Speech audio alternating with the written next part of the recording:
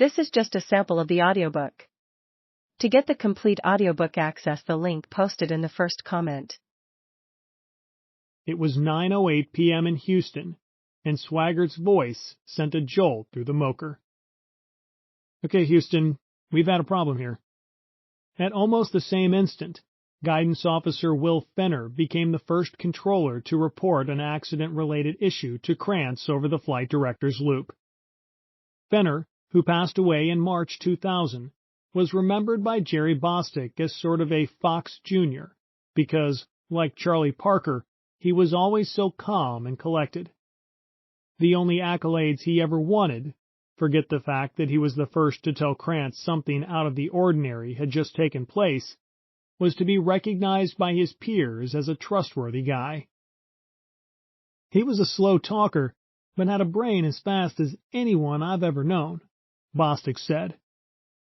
Fenner never seemed to get excited, and his slow Texas drawl did not betray any panic over the flight director's loop to Krantz. We've had a hardware restart. I don't know what it was. It was at that point that Liebergott's comm loop came alive with activity. What's the matter with the data, Ecom? We've got more than a problem. Liebergott reached out to his back room. Okay, listen, you guys. We've lost fuel cell 1 and 2 pressure. Loosma had been turned around in his chair talking to Krantz offline when Swaggart turned the world upside down. He heard one of the crew say something, but was not quite certain who it had been or what they had said. This is Houston. Say again, please. This time, it was Lovell who called down from Odyssey. Houston, we've had a problem. We've had a main bus B undervolt. Liebergott looked at his screens and everything appeared to have gone haywire. His data showed that oxygen tank 2's pressure had just disappeared.